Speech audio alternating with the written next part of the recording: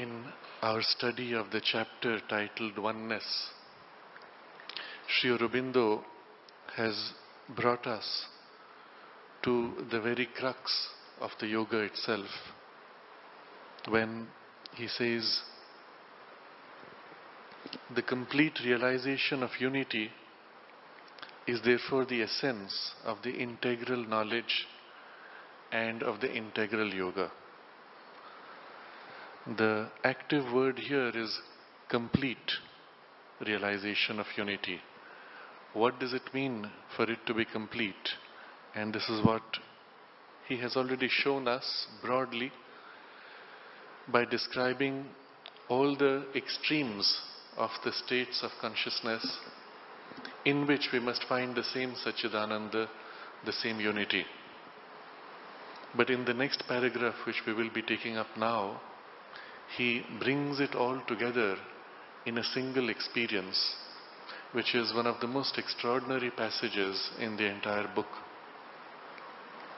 Further, in the same portion that we read last time, he says that this Satchidananda, knowing his oneness in himself and in all manifestations, that movement goes through 3 stages or 3 degrees in which the vision of oneness becomes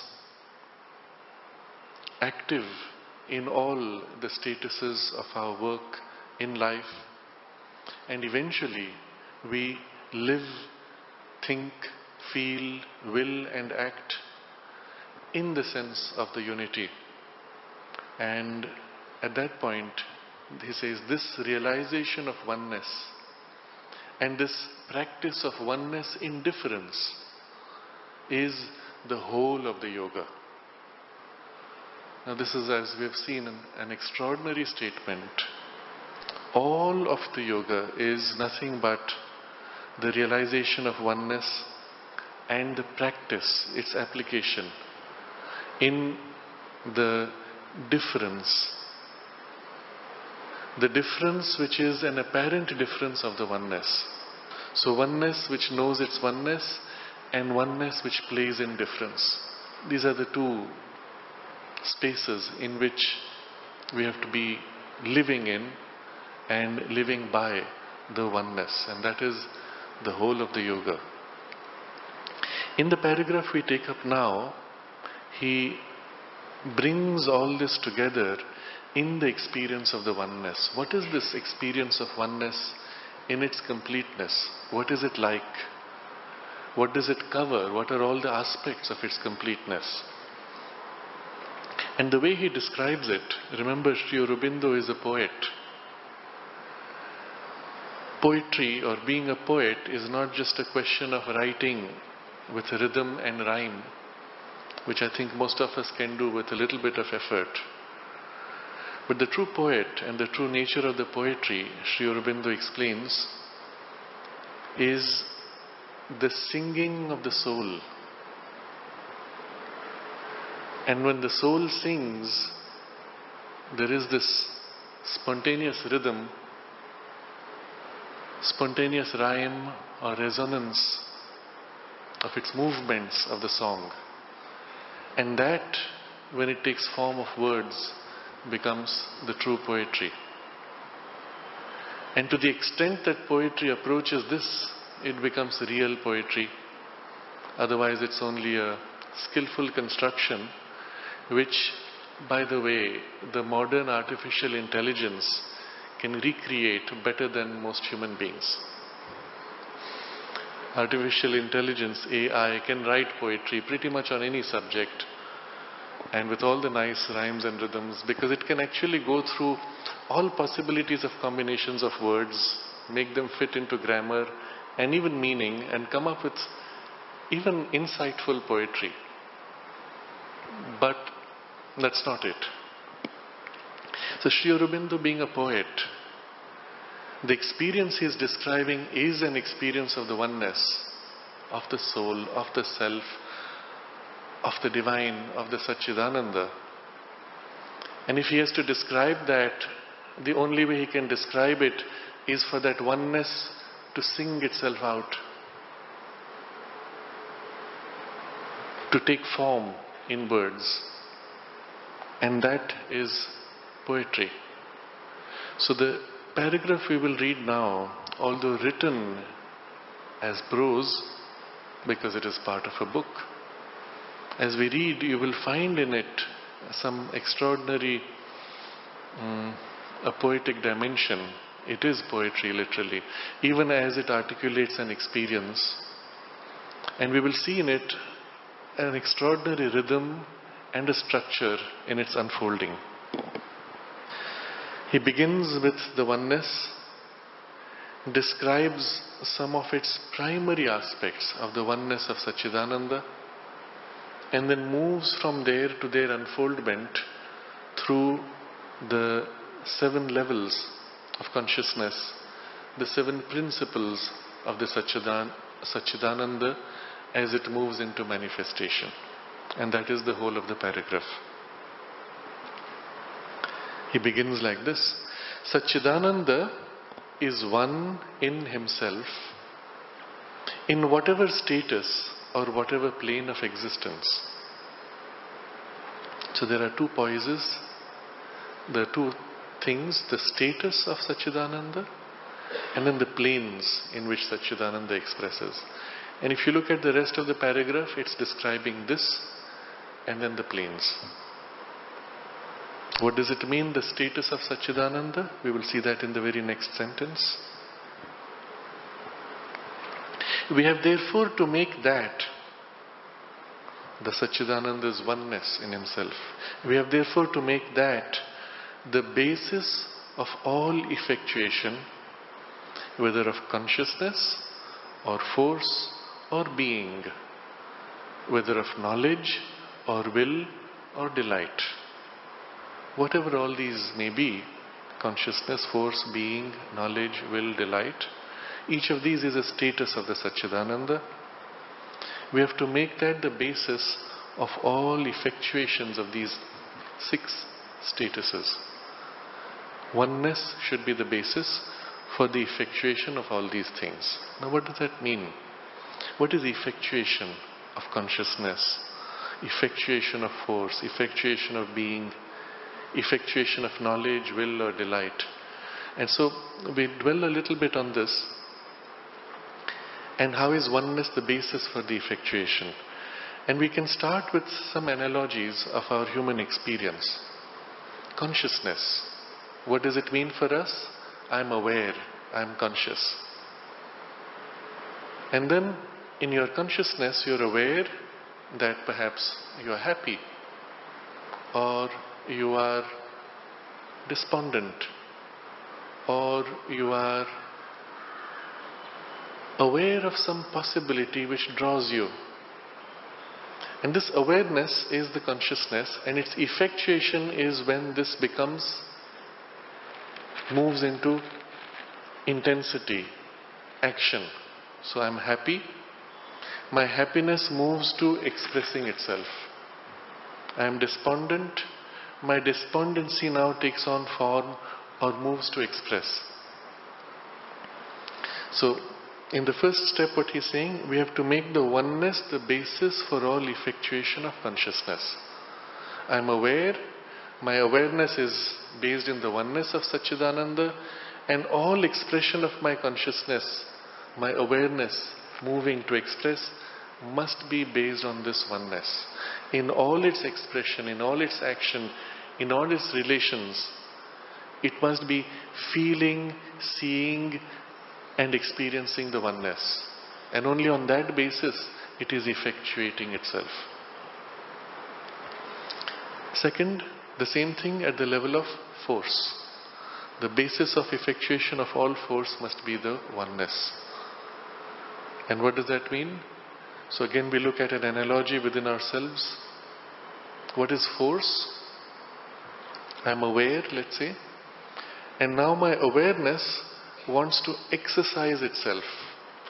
Let's say I'm despondent, I want to become happy, and I apply a force which changes my consciousness. So there is awareness, and there are many awarenesses, perhaps many facets of awareness.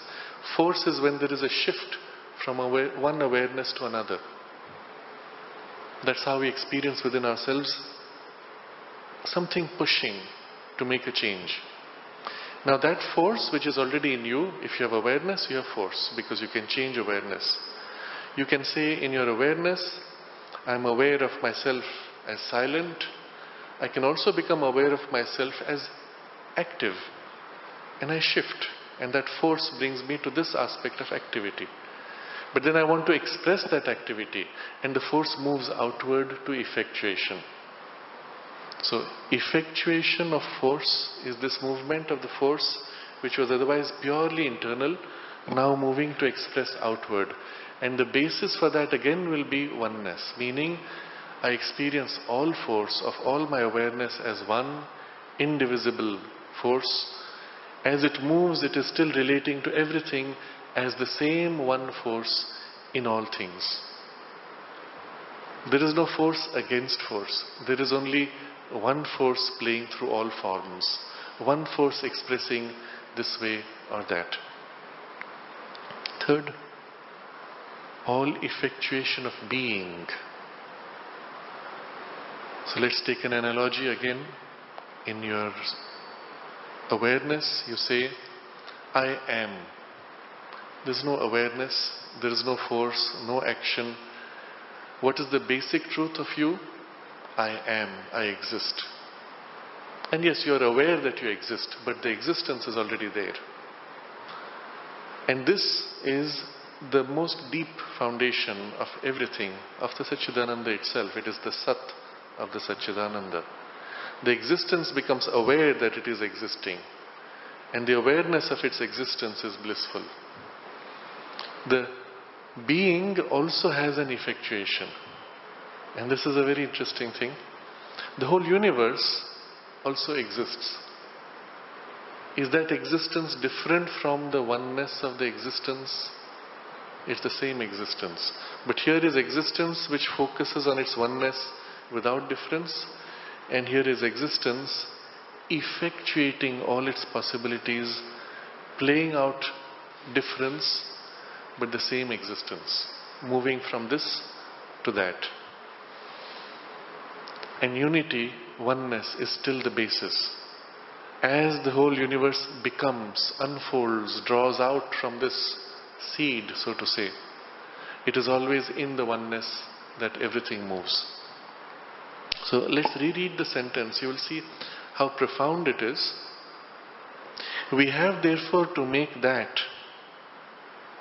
oneness of Satchidananda the basis of all effectuation, whether of consciousness or force or being. So it is at a very essential level that he is describing everything. And then comes something more. A second phrase, whether of knowledge or will or delight. Now he just spoke of consciousness, force, being, and now he speaks of knowledge, will, delight. And you'll see these are at a level where the sense of separation is more obvious. When you are conscious, let's say you are conscious of yourself, what is knowledge in that awareness? I am aware I exist, and what does knowledge mean? A drawing out of specific things. I am aware that I am happy, or I can be happy, or I am despondent, or I can be despondent. And you see, the sense of knowledge is nothing but the awareness entering into play, playing out some possibilities of the awareness. And that is what we call knowledge. It is awareness moving into expressing various possibilities. Similarly, he speaks of will. Relate that with the earlier experience of force. Force is when awareness shifts, exercises itself on itself. What is will?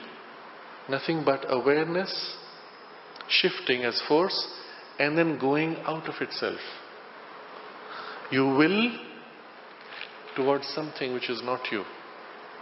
So knowledge is taking it out, will is taking it out, and the delight is also in this whole movement unfolding. So the knowledge, will, delight are special aspects or special workings of consciousness and force. And these he also describes, even in these, in their effectuation, in their movement, there has to be the sense of oneness. Now if you hold these 6 terms together, you've pretty much covered everything that can happen in the universe. Everything of the universe's birth, everything of the universe's unfoldment, everything of the universe evolving is basically these 6 things working inside the universe. And if in these 6 things the oneness is always held, well, in everything you hold the oneness. So the sentence is at a very deep and essential level. Now from here, he moves to more and more specific aspects of the experience of oneness. And so there is one long sentence. We have, as we have seen, to live in the consciousness of the absolute transcendent and of the absolute manifested in all relations. Impersonal and manifest as all personalities. Beyond all qualities and rich in infinite quality. A silence out of which the eternal word creates. A divine calm and peace, possessing itself in infinite joy and activity. So a series of images, series of aspects,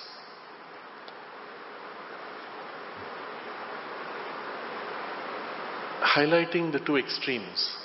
Now each of these dualities we have seen before in the paragraph before the previous one. But there we saw them from below as we are approaching the oneness. Now it is as if having attained to the oneness, we are exploring how oneness experiences itself in differences and in the play and in all the extremes of the play. And this is what this is describing. We have to live in the consciousness of all these things. The absolute transcendent and the absolute manifested in all relations. That means the one thing common is the absolute. But the absolute has 2 facets. It transcends and it enters in all relations, manifests in all relations. It's the same absolute. Sri Aurobindo explains how, elsewhere, when the divine chooses to express himself, of course you have infinity of possibilities. But when the divine asserts his freedom from all those infinity of possibilities, that is the movement of transcendence. Now, when the divine manifests in infinity of possibilities, we might say, therefore the divine is made up of the sum of all these possibilities. That would be the logical thing to say. If all possibilities that the divine could express were to be held somehow, well, we could say the sum total is the divine. But the reality is that's not it. The divine always exceeds the sum total. And this asserting of the freedom that you can put together everything and I'm still greater than that, I'm still free of that, I'm not bound to any of those, I'm not limited by any of those. That poise of the divine is the sense of transcendence. So when we look at the divine as the absolute when it turns away is this transcendent. The absolute when it embraces, then it is seen manifested in all relations. But always it is the same one absolute. And in this experience of the oneness, that's what you live in. With both the turns, the turning away and the turning to embrace, it is always the absolute in which you live. And then next, we have to live in the divine as impersonal and manifest as all personalities. And you can see how this derives from the first. The impersonal is when the divine stands back. meets all things equally. All the infinite possibilities of infinite universes, across space, across time, infinitely. Everything that is born, everything that dies, everything that is in movement of transition of form, it meets all things equally. It is the same divine. This is one side, impersonal. And the other is, it is also the same divine who pours himself to become all these things. Each flower, each ant, each grain of sand, each atom is the divine pouring himself totally to become that. And if you play with scale from a grain of sand to a galaxy, to a super galaxy, it is still the same one divine pouring himself. And so we have to know this oneness and live in this consciousness, manifested in all personalities. We see the same divine oneness as the impersonal poise with which the divine embraces everything equally. You see this contrast. Each thing is uniquely the divine and therefore has a unique relation with the divine. And yet at the same time it is the same one divine that supports all things, apparently, impersonally. In the nature of the experience, when you dwell on it this way, there is no contradiction. If the mind tries then to think about it, then it can create the sense of a division, the sense of a contradiction. As an analogy, when, let's say, there's a large family, it used to be, if you go back a few decades, they had families of 10 children. A mother will call the entire family, it's time for dinner. And when she calls the whole family together, she's meeting all of them as one lot, equally. And yet, as she serves food, with each she holds a unique relationship. For each she has made something different perhaps. And at the same time, she is meeting them as all her children equally. It doesn't feel contradictory, it's just different way of relating, if at all, but it's the most normal thing. But when you then turn it into mental terms, oh, the divine has to stand back from the whole universe and support equally. The divine has to make special relations. All of this sense of division comes when you separate the divine from the universe. But when you live in this sense of the oneness, which he has developed now, yes, of course, they are just different aspects of relating. They're not even different. It's one divine. And so it is in this sense of oneness that you hold these two facets. Then, he says, we have to live in the consciousness beyond all qualities and rich in infinite quality. Again the same idea. When the divine stands back, not bound to any limitation of quality, then it is the consciousness beyond all qualities. When the divine pours himself in all possibilities, then you have this rich, infinite quality pouring out, which becomes the whole universe. And yet none of them can ever capture the divine. All of them together can never contain or define that which always stands beyond and is always free. And we see no contradiction when in this sense of oneness. And then we have to know and live in the divine as a silence out of which the eternal word creates. The creative movement is similar to our speech. And so you will see in all of the ancient traditions, they use this act of speaking as a symbol or a representation of the creative movement of the divine. We have also used the word birth. The universe is born.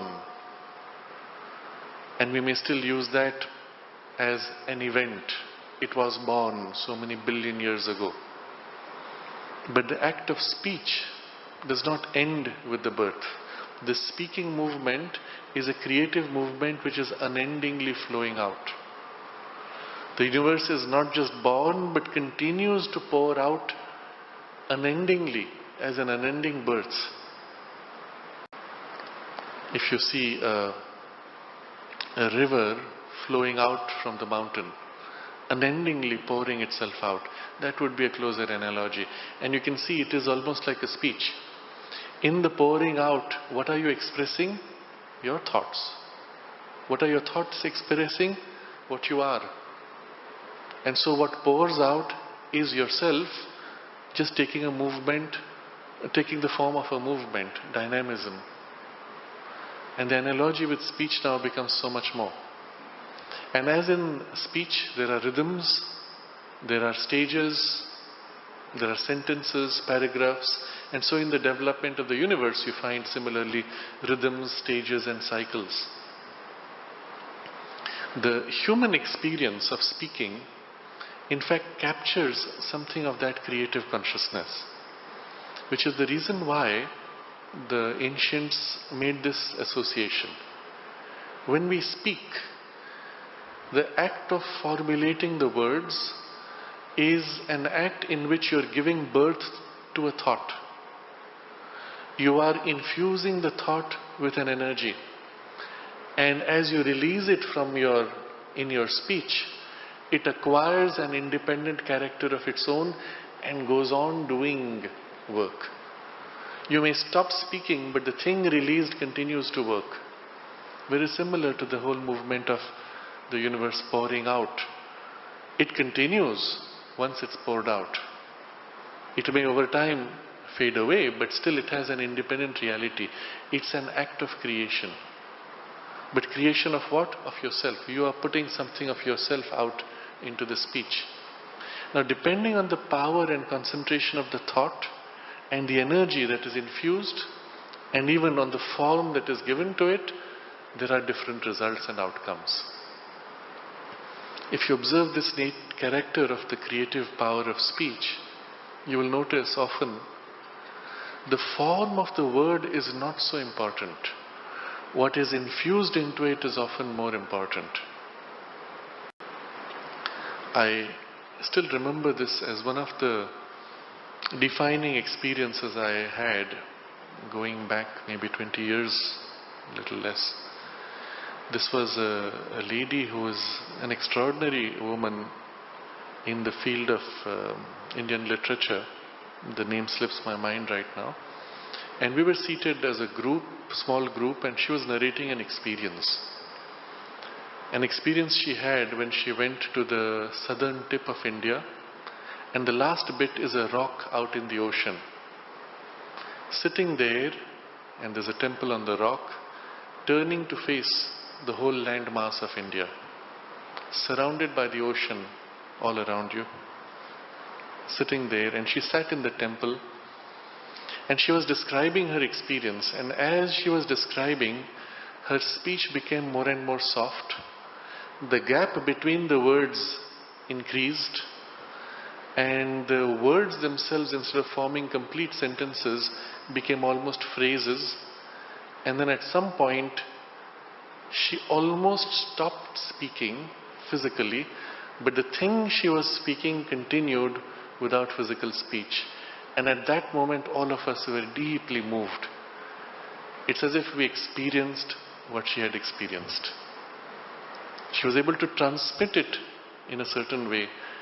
And the interesting thing was, the less she spoke, the more impactful was the experience. When you have too many words, the words tend to scatter. They tend to form almost like a screen of activity. They reveal, but they conceal much more. And when the words become less, the silence comes forward and speaks directly, then you have the most powerful, the most intense communication. But in fact, the power of the word is the power in the silence. And that's why it comes most directly, with least wording. Sri Aurobindo even points out that, first, in the mantric tradition, they speak of how you may recite, they teach how you may recite mantras. And one of the things they teach you is, there is a point where the speech becomes soft until it's barely heard. And just the lips seem to move with the minutest of articulation physically. And they say in the tradition of the mantra that that's when the mantra is most powerful. You can shout mantra with full force and it will be limited by the power of the force that you're pushing into it. Or you can remove all these artificial forms and let the mantra become pure, as if emerging out of silence and staying closest to the silence, and it has the greatest power there. And so we are seeing this here in this sentence, a silence out of which the eternal word creates. But the word, capital W. In the biblical tradition, it is this is the theme of the first few lines. In the beginning was the Word. That's the beginning. Without the Word, there is only the silence. In the beginning was the Word. And the Word was with God. Even before it is released, it is already there in the silence. And the Word was God. And then, as if to contrast, and the darkness comprehended it not. And there's this sudden division that is appearing. And then the Word speaks and forms, and the universe flows. And so to know and live in the oneness of the divine consciousness as the silence, but it's not ending with the silence. It is silence out of which the eternal word creates. And it is the oneness in both that we live in. And we do not see it anymore as two different movements, because it is the same power of creation which is held in the silence, which moves in the word. But it is the same thing. And then we live also in a divine calm and peace, possessing itself in infinite joy and activity. The calm, the peace continues to be held even in the activity, even in the joy, and infinitely in the joy and in the activity. What is common in both? The oneness of the divine calm and peace as it moves into activity or it withdraws from activity, but it is still the same base of peace. It is still the same joy in the peace and in the activity. And so this, with a series of images, he has shown you how the oneness holds these extremes of experience in one continuum. And then he describes the poise of the divine in this oneness. Because after all, who is it that you're knowing? Satchidananda, one in himself and one in his manifestation. It is him. It is not just a thing, it is him, the Lord himself. And we have here in the next sentence the moving description of the Lord.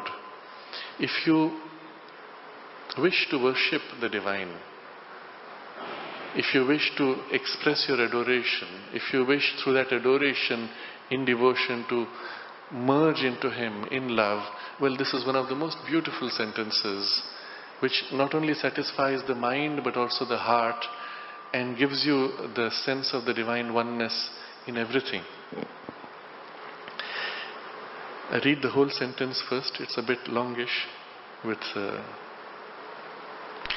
have to find him knowing all, sanctioning all, governing all, containing, upholding, informing all, as the Purusha, and at the same time executing all knowledge, will and formation as Prakriti. So here, from the poise of oneness, which was flowing to become everything, we move to the next level. He's taking us literally through the steps of the whole manifestation. He takes us to the next level where there is this double position of consciousness. One which is supporting, one which is then expressing. And in both it is Him. But we have to know Him as the one who is both, but He is equally in both poises as He is in the totality. So, first is the poise of the Purusha. And within the poise of the Purusha are three facets of the relation to what he is supporting. So we have to find him knowing all, sanctioning all, governing all. And then, as these three poises enter the whole relationship of what he is informing, what he is knowing, sanctioning and governing, then it is containing, upholding, informing. So there's very interesting 6 words in a pair of 3 and 3. We'll explore this a little bit. And this describes the relationship of the Purusha towards all manifestation. This is the supporting consciousness. First, knowing all, then sanctioning all, then governing all. What's the difference between these? The one divine consciousness knows everything because everything is his awareness. Again, you take a human example. What do you know about yourself? Well, whatever you're aware of. Can you, for example, know where your hair presently is behind your head, or in which direction it is sticking out from your head? No, because I can't feel it. Can you know where your finger is right now? So your attention immediately goes in the awareness of the finger. Oh yes, right now my left hand is curled. Do you know your feet? Yes, immediately your attention goes. Where your attention can go, where your awareness exists, there you know. Can you know what is the state of your heartbeat? A little bit, but not wholly. Semi-conscious. I know my heartbeat is reasonably relaxed now. But when I am upset, when I am tense, I know it is tense, but I don't know how much. Do you know whether your stomach is digesting the food properly? A little bit. So what you experience is consciousness is knowledge. What you're aware of is what you know, because you are what you're aware of. Okay? So what is the nature of the divine in his experience, in his relation with the world? Because all is his awareness pouring out. He is in everything. He is everything. And therefore, all knowledge. So the word here, knowledge, is not the mental knowing all. It is the identity of knowing all. I am in everything, and therefore I know everything intimately from inside out. Often as children, because we have imaged the divine as, through comics or stories, sitting on the cloud looking down at you, or inside the idol in the temple, or whatever the image is, because there's a picture and a form, and we tend to give a human character to things, we may end up thinking, well, how will the divine know me? I have to call, I have to make a little bit of noise, isn't it? Or I have to give him something to make a transaction. These are all normal childish ideas which spread in humanity because of the sense of how will he know me? Because he's separate and I'm separate, I'm here. Even it goes quite deep. I have seen in people when they will say things like, but if you pray, he will listen to you more than he will listen to me. Why? Because, you live in Pondicherry, you're closer to the source, or you are more used to meditating, you're closer to him somehow, you're more pure than I am, whatever form it takes. And the basic idea is that there is a gap. And the divine is bound to the same limitation as we are, of preference, of closeness or distance. But if we remove this error and consider that the whole universe and everything that exists is made out of His, not just substance, but consciousness. That means it is His awareness that forms this tissue that is the flower. His awareness that forms the tissue that is my body. His awareness is the substance that forms the energy and the thought within me. And then if I say, well, how will the divine know what I am thinking? Well, He is already the thought that I am thinking. He is already the energy of my life force. He is already the substance of my body. And He does not need to make an effort to know. He is already in identity, in the knowledge of the whole universe. So it is in this sense that we have to know. We have to find Him knowing all. There's no need to meditate. There's no need to think out in order to reach out and know. It is in identity, in the oneness of the universe. We have to find Him knowing all. And then the second degree, a shift in the relation. In the knowing all, He is intimately one with all things. In the second degree, it's as if He steps back a little bit and allows the things to move, to happen, but allowing them, that is, sanctioning all. Unless He accepts that this happens, it cannot happen, because after all it is His awareness, His energy that makes it happen, that is the happening. So somewhere there has to be a poise within Him that says, yes, this flower must bloom. Or somewhere there has to be a poise that accepts that the gardener comes and chops the bud before it can bloom. And somewhere within Him there has to be the sanction that the flower drops and is crushed as the gardener steps upon it. If there is not the sanction, it cannot happen, because all is expression of what He accepts to be. There is nothing else. But this sanctioning position is as if one step removed. As if now standing back and allowing or not allowing, choosing or rejecting. And then the third poise, governing all.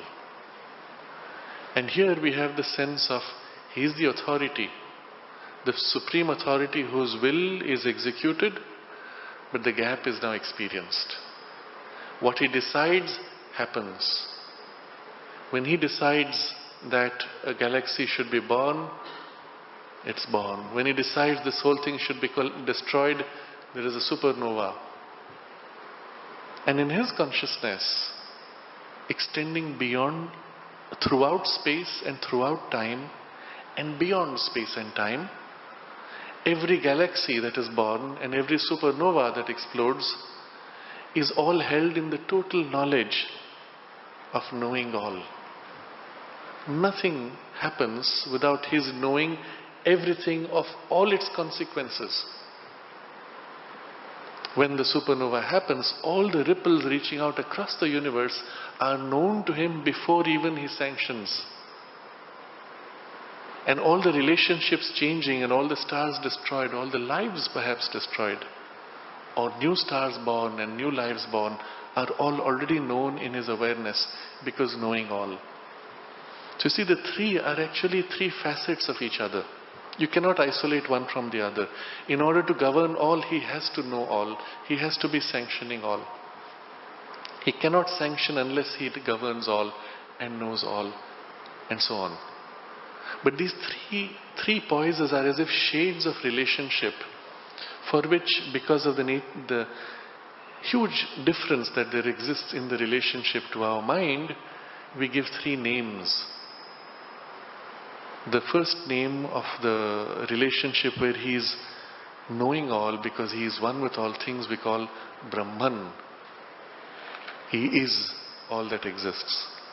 In the second relationship, it is sanctioning, as if He steps back and allows or not allows, but not involved directly.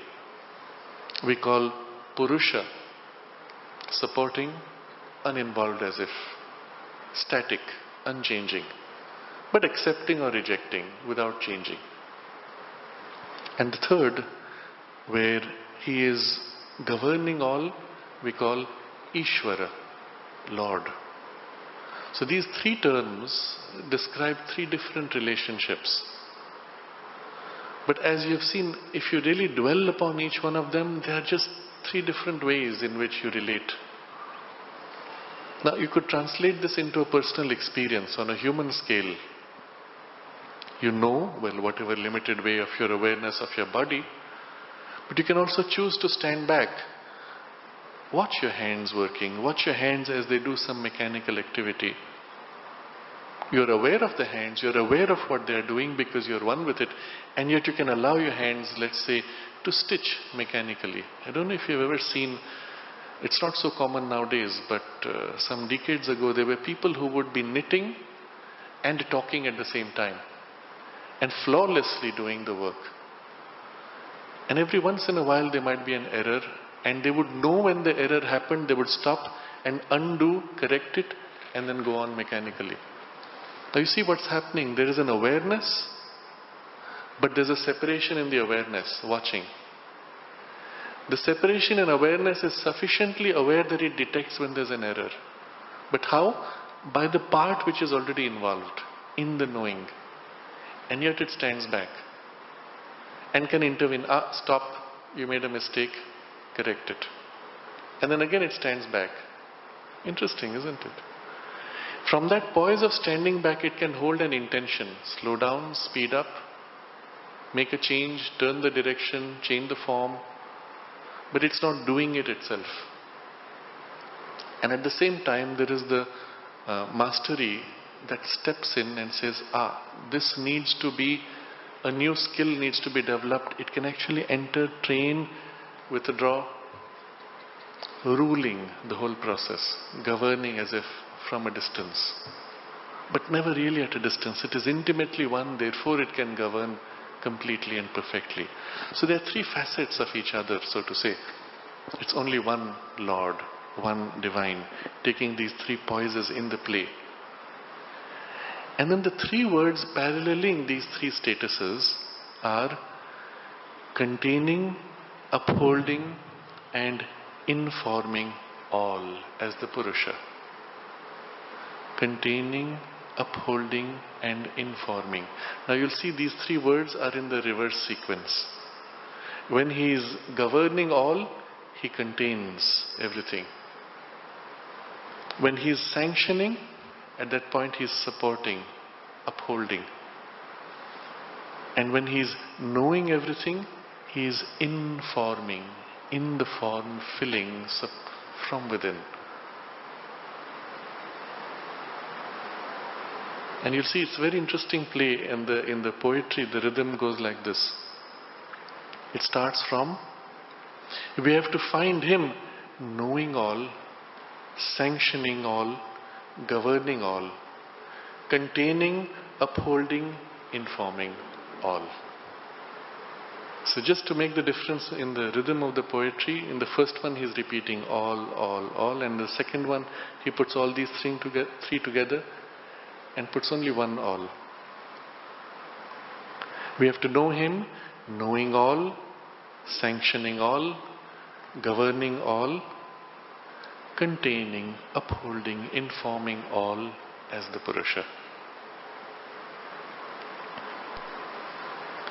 And so in the two things you will see the relationship, one as the Lord, and then in his Prakriti aspect also implied in this other thing, containing, upholding, informing, deeply intimate with the whole relationship, holding it, with the whole universe, holding it, filling it, and from inside upholding. But still it is the Purusha. And at the same time, with all this knowledge, what is he doing? And at the same time, executing all knowledge, will and formation as Prakriti. And suddenly we find Prakriti is not so different from Purusha. It's just another aspect of the same oneness. When he is already informing all, and from within he is supporting and governing and so on, well, is it really different? And yet we have to the mind we have to give it executing knowledge, will and formation. And so it's a different function. It is inside everything, it is doing everything, it is the changing process. So we call it a different thing, Prakriti. So in the first case, the Purusha, while he takes these three poises of knowing all, sanctioning all, governing all, he seems to be doing nothing. He knows, he sanctions, he governs, but who executes his order? Well, it is his energy. It is the knowledge being executed. It is the will which is going out to do. It is the movement which is creating a form, but not he. So we will call that Prakriti. But as we have seen earlier, the effectuation of the consciousness, the effectuation of the knowledge, the effectuation of the force and the will is only him moving to take a different poise. So Prakriti is not really different. In the oneness, we know him as Purusha, we know him as Prakriti, but it is in the oneness that we hold this double poise. And what is Prakriti doing? Executing all knowledge, executing all will, executing all the formations. So whatever he knows, let's say I'm aware of my hand, taking the human analogy, I'm aware of my hand. In my awareness, I'm aware that my hand can close into a fist. And now I execute that awareness that I can close into a fist. You see how it's not really different. It is awareness just executing itself. Now, for the first time as a child, when you jumped across a large gap, you had never done it before. You stand on the edge, you're about to jump, or you see other people jumping, you're afraid. Can I do it? Inside you there's a knowledge. I know I can do it. Once that knowledge comes forward, then you make the leap. In the leap, your muscles move in a certain way with a certain force which you have never before done in your life. What leads them? The knowledge which was already within you. I know I can do it. If you have that, then the rest flows and happens. But you will see a child hesitating, and inside he is not sure he can do it, and you know, he is going to trip. Because the knowledge has not emerged, it has not become true in itself, it is not yet complete, and he starts moving, and what will the muscles follow? Not something real, not knowledge. And so there is a loss, there is an error. In the very first poise, before you move, the act is already done and held in the knowledge. Only then you can move perfectly. This connection and this ability to consciously connect is the secret of perfect action. We see this in the training given to Olympic gymnasts. They stand, they look at, let's say somebody is going to do a series of movements on the double bar. She stands there, concentrates. In that moment, the whole movement she is going to perform is held in her completely. And you can feel it. And you know it will work out. If there's a moment of hesitation, a small gap, you can feel it. And you know the person will fail. It's very interesting if you observe it like this. And this is really what's happening in the divine consciousness also. What is Prakriti? This knowledge of what I can be, moving to now become. So, at the same time executing all knowledge, will and formation. But it was always there. As Prakriti. So we know him as Purusha, we know him as Prakriti, and just as in Purusha there is this triple aspect or triple relation, so too in Prakriti there are three, so to say, drives. or aspects of the movement which drive. And so he uses three words: executing all knowledge, will and formation. So in the first stage there is the knowledge, my hand as fist. In the second stage, that knowledge is being actualized, it's being pushed.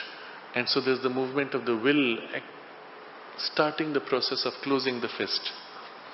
And then there is the third stage in the very change of the form, where the fist form becomes different from the open palm. Okay? So knowledge, I know my fist. The will, I begin to act out what I know. And then the formation, which is different. Again, if you live in the consciousness of the underlying unity, they are just three facets of each other. Already in the knowledge was the will and the formation existent. They have just been, we have just shifted from this to that, but it was always there. You see how all of this is so different when you see from within the oneness. The same things if you had approached from the other side, from the divided consciousness, from which we normally observe, we'll say, there are these three different things. No, they are not different. There is only one thing which is shifting between three poises of itself. And it is this which you begin to live in this consciousness of the oneness. All knowledge, all will, all formation. And this is the working of Prakriti. Now here you have a very deep secret which is revealed when you think of this deeply. These sentences are so deeply pregnant. They hold enormous chunks of knowledge in this very simple formulation. You will see here 3 and 3 in the Purusha and in the Prakriti, and they match. There is a correspondence. And there's this becoming that, or that which was always this. And here you get a glimpse of a deep truth of form of nature. Sri Aurobindo points out that quality of consciousness is the character of Purusha. Form, number, geometry, design are the aspect of Prakriti. It is the quality of consciousness which was always there, which is being revealed through this particular rhythm of Prakriti's knowledge, will and formation. When Prakriti moves into rhythms of this kind, she uses that occasion to express the consciousness of Purusha, the qualities of that consciousness. And this is the reason why certain forms, certain rhythms express certain qualities. Now nature can take a different form and express the same quality. Or in a variation of the same form, she can express a different quality. This is the secret behind what science observes. Science doesn't explain, it observes. It says, when there is a single electron and a single proton in a relationship, we have hydrogen. What is hydrogen? A bundle of qualities of gas and reactivity and relation. That's all it is. If you have 2 electrons and 2 protons in a certain relationship, we have helium. What is that? A different bundle of qualities. Totally different. Nothing of helium is common to hydrogen. It's not that you take twice the quality of hydrogen and you get helium. No. Although structurally it is double of this, quality-wise it's totally different. Now keep adding 3, 4, 5 of each, and you get all of the elements. Somewhere in the middle you get a metal, you get gold, you get something shiny, you get something dull, something light, something heavy, something gaseous, something solid, something liquid. Why? What's the logic? It's not obvious. You could not predict from the pattern of 2 electrons and 2 neutrons, 2 protons, that you would get this quality. You cannot predict. But having observed that 2 gives this and 3 gives this, you can see a pattern. 4 will tend to give that. Perhaps. We don't know. And some of it is true, but not always. The truth of it is, for nature, It's just what she chooses. She makes this rhythm and aligns it to this quality and throws out this quality through this rhythm. That's it. She does not need logic there. She just does it on a whim, on a fancy of her play of delight. Science observes, categorizes, sequences and puts in a structure and says, this is nature's structure and system and secret. But the true secret behind is that she is utterly free to do what she likes. And that is the reason why every now and then when science says, now this is definitely it, we find there is an anomaly. Under certain circumstances, the thing doesn't behave as it should. And the anomaly tells you, or it's nature telling you, okay, I like to do it that way, but once in a while I feel like doing it differently. In your textbooks, you would have seen this very interesting chart of all the elements put against their properties and their particular configuration. And most of them tend to form a broad line, but it's not a straight fixed line. They are scattered around the line. Okay? Some more, some less, scattering around, almost like a random pattern. And then out of that, water shoots straight out in a completely misaligned, out of alignment position. And because of that particular quality bundle water holds, life is possible. It's a very strange thing. Water holds a unique bundle of properties which is not in the normal pattern of elements and their combinations. But because of that particular pattern, life is somehow possible. If it was not, if water was part of this normal band, you would not have had life as we know it, or no life would be possible. One of the practical forms in which it takes place is one of the very few things which expands when it freezes. You see, normally when things become cold, they shrink. And at the coldest, they are most shrunk. Water shrinks as it becomes cold. At 4 degrees, it is maximally shrunk. And as you continue to cool down, it expands again. And when it's ice, it is somehow larger than its minimum. And the result is, in a pond, when it freezes, the ice floats. And the water below is not frozen. Anything that freezes immediately drifts upwards. And the frozen water, interestingly, is an excellent insulator. It protects from cold. And so the cold which was freezing the water is now locked out, and the water below remains liquid, even semi-warm. You see, in the Eskimo house, they make the house out of ice. And the ice protects from the cold outside. Interesting. So the character of water, if you go deep into its properties, is a strange bundle of things, all of which are as if designed to make life possible and protect life against all the vagaries of extremes. And strangely enough, its freezing point and boiling point again are such, the moment water heats up enough, it begins to boil off and it takes away the heat, keeping temperatures within range, protecting life again. So if you have too much heat coming from the sun, there's a whole process of water modulating itself in the atmosphere to keep the earth temperatures within a narrow band stable, within the oceans stable, protecting life always. And so for scientists, it's almost as if there was no water, there's no life. And so if you can find a planet which doesn't have water, most likely it doesn't have life. Well, it might not have life conveniently the way we think, but nature proves you wrong every time. And she again throws in one of those variations. You have bacteria which grow at the bottom of the ocean, where a volcano erupts from the ground. You have molten lava coming out with this huge pressure of the ocean above 1 kilometer or 2, pressing on the water so strong that if you took the human flesh, the hand would be crushed and flattened completely by the pressure of the water.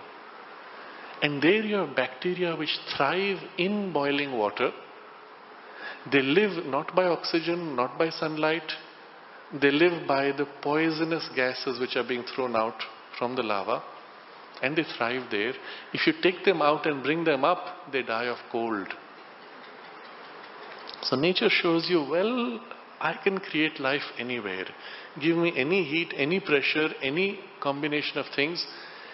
She'll find a way to arrange molecules, and it's not the arrangement. She will infuse into it the bundle of qualities of life, of Purusha consciousness, and awaken through that molecular bundle the qualities needed to have sustaining life. So this relationship of Purusha and Prakriti is quite fascinating. Sri Aurobindo describes in the Savitri through several pages how Prakriti looks at Purusha and tries to create what he dreams. Meaning in Purusha there is the possibility to be this, to be that. And the movement of life energy looks at that, takes those ideas as her templates and tries to create those forms for his delight, to entertain him, to fulfill him. And to catch him who is beyond form, beyond limitation, and bind him somehow in her through form, through these creations. So she's as if trying to grasp and take and give form to that which is always exceeding. And that's how life generates infinite possibilities and continues to grow and evolve and so on. So there's a whole play taking place there. But what does she do? She's not bound even to her own rules. She sets the rules and plays by them, and every now and then breaks them, because finally she is a reflector of his freedom and his infinite possibilities. So when we look at them in the consciousness of oneness, well, it's the same thing, taking two poises, and there's something intimately deep within them, and all of creation is only a play of their free choice, expressing the marvel and the miracle of this infinite possibility. Nothing is bound, nothing is compelled, everything is her free creation. Through these three: knowledge, executed, will, and formation. So I just reread this sentence. We have to find him knowing all, sanctioning all, governing all, containing, upholding, and informing all as the Purusha. And at the same time executing all knowledge, will, and formation as Prakriti. But the same one.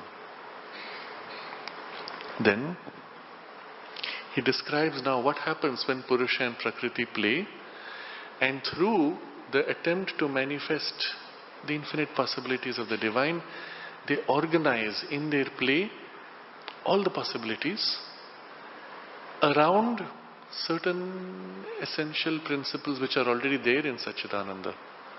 But as they organize it, those principles become more distinctly formed, creating what for us appears in form as 7 planes of consciousness.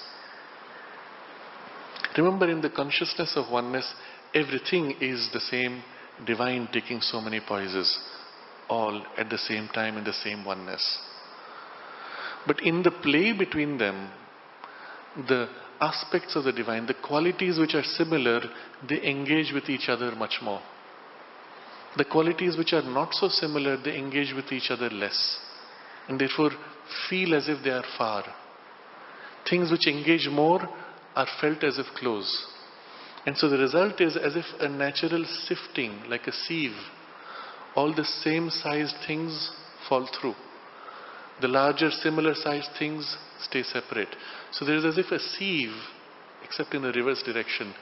The more dense, the more crude things tend to settle below.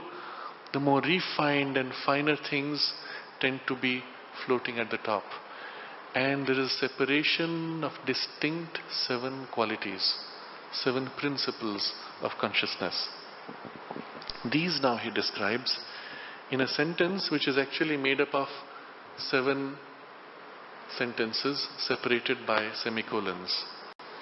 The first is the principle of existence, then consciousness, then delight, then the supermind, then mind, life, and matter, making for the 7 planes. But remember, in Satchidananda they are all one in each other. There's nothing really separate. Sat is Chit is Ananda. Existence that is conscious and blissfully conscious. But as they begin to play out, existence is tasted by Satchidananda. Existence is enjoyed as a thing in itself. Consciousness is enjoyed as a thing in itself. Delight is enjoyed as a thing in itself, creating the sense of three separate domains of creation, where one is dominant, the other two are supportive, and separately they play out their possibilities. But in all this, the sense of oneness is strong. What happens if we veil the sense of oneness and allow existence, consciousness and bliss to be played out in separation, in division, and you have as if the reflection of these three in the lower three planes, mind, life and matter, in which division dominates, oneness is hidden. In the upper three, oneness dominates, division is just a play of oneness. In the lower three, division dominates. Oneness is what you attempt to do by joining and forcing pieces together, never really realizing it. But you can join and force because secretly behind there is the oneness. But it's so well hidden, you cannot realize it.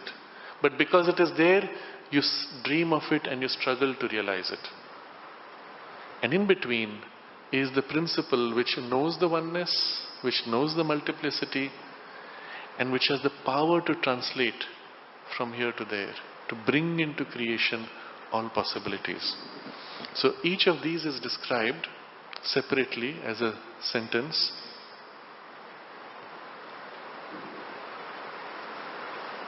Let's read first all of them, just to get the sense of what is laying out before us, and then we will go into each one of them separately. We have to see Him, and this is the Lord who we adore. We have to see Him as one existence, being gathered in itself and being displayed in all existences.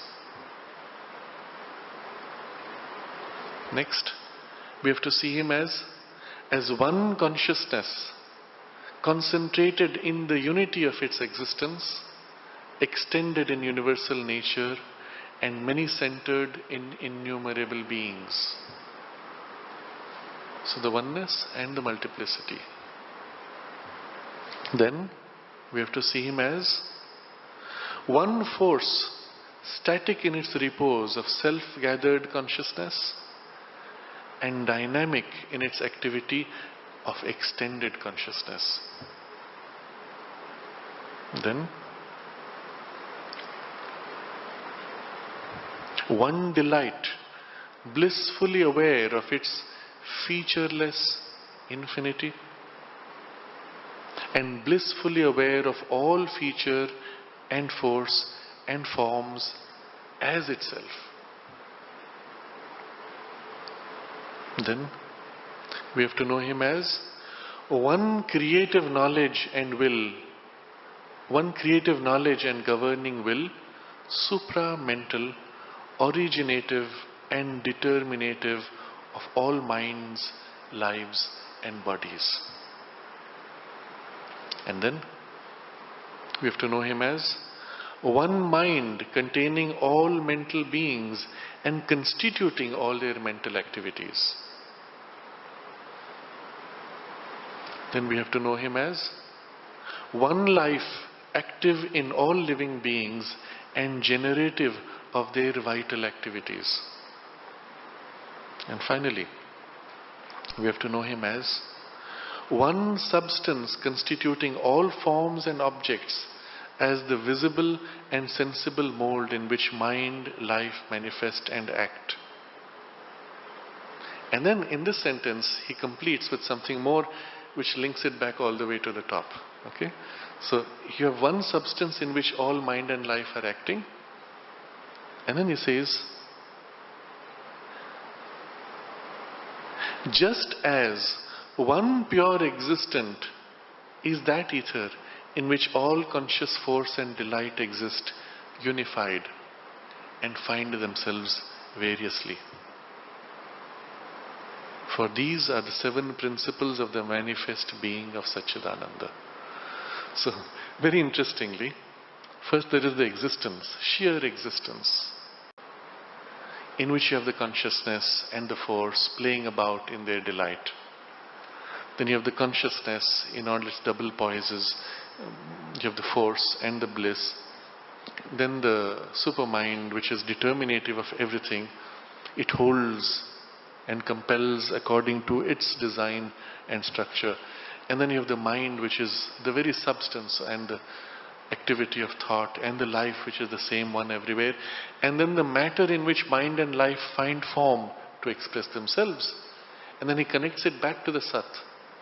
In the same way as in the one Sat, you had the consciousness and the force playing about.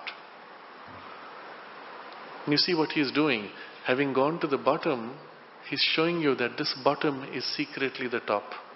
The same Sat now organizing itself differently. But it's the same relation it has with the other two. The material consciousness, matter itself, has the same relation with mind and life as the Sat has the relation with consciousness and force. They play in it. Here also in matter, mind and life play in it by finding a base of form. And having described these 7 principles, the suggestion in this very last sentence is, here all these can play in the same way as they play up there. And so in matter is that working secretly, hidden perhaps, but increasingly revealing itself. And when it reveals itself fully, it will be the Satchidananda working out its play here in the domain of form. And this is the direction of the evolution. This is the fulfillment of the whole manifestation and the journey of the universe. And all this is held in this very simple, basic outline of the 7 principles of the manifest being of Satchidananda. Satchidananda may hold himself beyond manifestation or pour himself into manifestation, but it is the same one being that we have to see through all the planes. It is the Satchidananda, the one divine, the Lord. Now each of these we can take up separately, because within them there are interesting nuances, but everywhere the theme which he is pointing to is that they can take a double status, holding back as a supportive Purusha or pouring out as the manifesting force of Prakriti. On every plane is this double turn of the play, all the way down into matter. And on this basis you will find the next few chapters are developed. The very next chapter is called The Soul and Nature. On all planes the soul can take its poise and work itself out through the movement of nature, and he'll describe those. And then what is the relationship, the soul and its liberation, becomes the theme of the chapter thereafter. And subsequently the planes of our existence, where he maps out how we live on all these planes and can act on all these planes. And then going into specifics in the next chapter, the lower triple Purusha, and then the next chapter, the ladder of self-transcendences. Now all of this you will find held in sum in this description of the planes of consciousness. But on the basis of unity, we have to see the one divine in all this. And when we do this, all the rest of the chapters are built on this foundation. Sri Aurobindo has a very different approach to the relationship with life, because it is based on this underlying unity. There are, as you know, classically 3 broad poises of the philosophies. The first one, which is a monism, which says everything is one ultimately, essentially.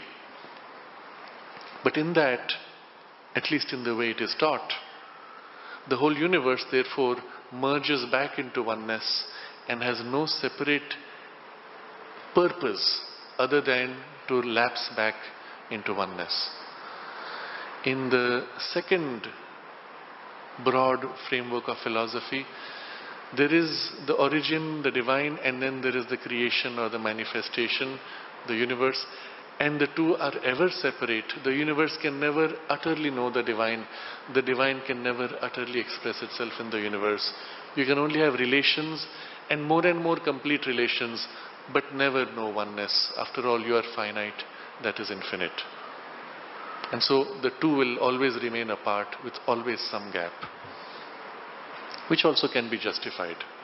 And then there is the third approach, which is the qualified monism, Vishishta Advaita, which says that all of these are like waves and ripples of that, and ultimately it is that which exists. But even there, the way it is understood is the waves and ripples ultimately have to lapse back. What's the point of a wave if it keeps waving? Well, eventually it has to stop and become still, at which point the whole universe merges back into oneness in the silence. Sri Aurobindo points out that his approach is different from all these three, but includes each of these three as aspects of itself, as specialized experiences. In his approach, everything is an expression of the same oneness. Every form that is put out, yes, like a wave, but the wave is the ocean. Each form is the divine taking up a special focus, a special form for the purpose of the multiple play.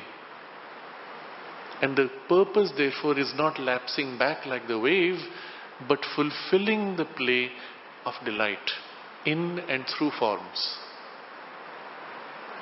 In the consciousness of the Satchidananda, the play of the delight is there in the multiplicity of the Satchidananda, in which unity is never lost. Everything is revealed. Nothing is hidden. But here in the lower triple world, where division is the dominant theme, everything is concealed. The oneness is hidden. And out of that concealment, more and more reveals itself. To what end? Eventually to have the experience of many separate centers of the divine, but in each of them the divine fully revealed, or to whatever extent he chooses to reveal freely for the purpose of the play. And we may use the analogy of a giant play of hide and seek, where the divine first hides to the point that he forgets that he is divine, and then he remembers bit by bit in small steps until he has to find himself, of course in him, but also in others, and then in the whole universe, and the whole process and the delight of self-discovery. But eventually in a revealed form, playing out as a conscious embodied divinity, as a creator, in a collective manifestation of divinity, where within each one of us is the same potential of the creation of the divine, in the Satchidananda, now playing out through finite forms, an infinite consciousness, an infinite delight and possibility of play. What that is like, we cannot understand, we cannot even imagine, because the nature of the experience is belonging to a consciousness which is infinite. It's like a monkey trying to think rationally or trying to imagine what rational thinking would be like. Well, it cannot, because it is unable to become self-aware and stand back from its own thought, and cannot therefore assess and arrange thoughts. In the same way, to our consciousness, which is used to thinking in finite pieces, we cannot imagine what it's like to be infinite and to have infinite thoughts. Each thought is infinite in its scope, and then to arrange and play with them, and to experience each form and each object from a consciousness which is infinite without limitation. This is a very beautiful line which came on my SMS this morning from a friend who keeps sending something every morning, and it's so appropriate. It is from a European poet, William Blake. And you see here the true nature of poetry. I don't know the poem, it's just a separate sentence that appears. He writes, "If the doors of perception were cleansed, everything would appear to man as it is, infinite." I'll repeat it. If the doors of perception were cleansed, everything would appear to man as it is, infinite. Meaning, the reality of everything is its infinity. And we may add its oneness. It is our perception and doors of perception, starting with our physical senses and ending at the peak which is in our mind. It is our perceptions and the doors which are clouded, muddied, fragmented, impure, whatever word you want to use, defective, ignorant. And if they're cleansed, then we will see things for what they are. And what they are is infinite, one delight. And this is the revealed experience of divinity, when we see the infinity of all things in and through their finite appearances of physical form, and the play that is possible and the nature of the delight that belongs to that nature, that consciousness.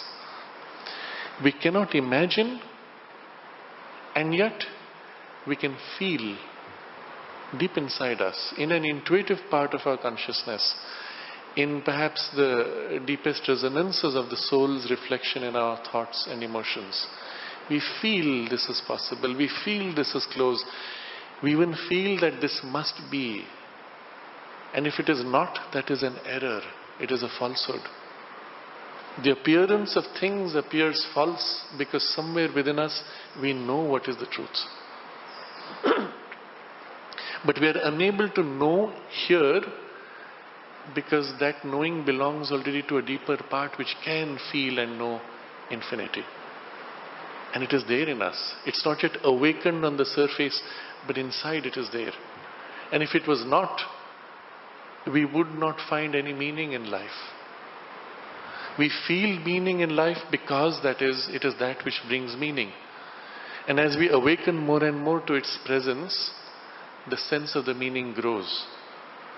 As its presence recedes, or rather as the clouding comes in between, we lose sense of meaning in life. And that's why the solution that the mother offers for all problems, you have boredom, you have depression, you have unhappiness, you have dissatisfaction, you have the sense of life being empty, meaningless, purposeless. All of us have been through phases of this kind. The solution for all of these is become conscious of the divine presence.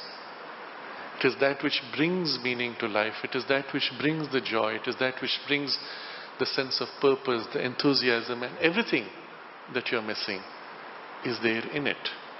And to the extent that it even reflects in our surface parts, all these things fill our life. Without that, we would simply be automatons, machines, mechanical robots. It is the influence of the divine presence in us, reflecting in our thoughts, which gives us hope, which gives us ideals, which makes us want to know, to grow, to learn, to overcome limitations.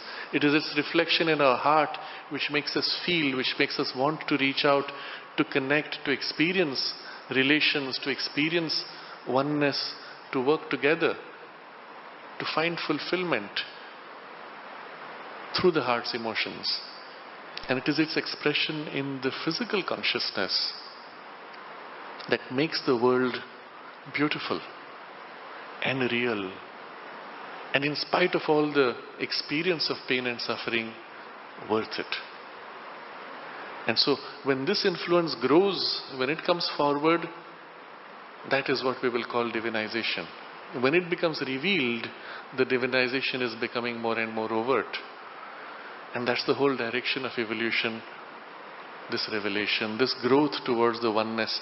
And in this consciousness of the oneness, where we know and live in the Satchidananda and know all to be the one divine being, it is revealed fully, overt, expressed, nothing hidden. And that's why he said, this realization of oneness and this practice of oneness in difference is the whole of the yoga. There is nothing else after all. So this is how we complete this paragraph in some, but we will come back to it, to these last 7, 8 sentences next time, and to explore the nuances which are suggested in each one of them, which will also give us a glimpse of the character of each of these planes of the cosmos, as well as the principle that the plane represents, which is present across all the planes.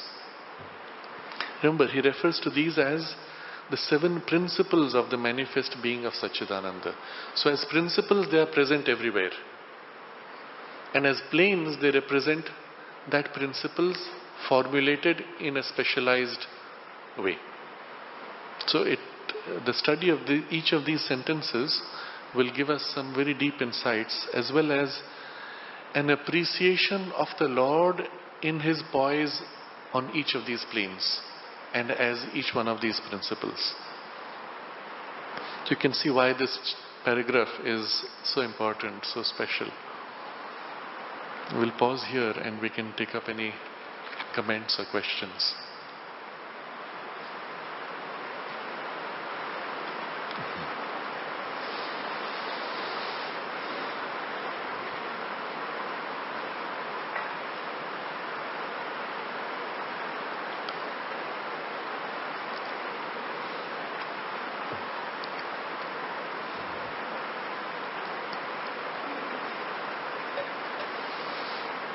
We can stay in dwelling on the oneness and the beauty of what He has given to us, and meditate on it for the rest of the evening.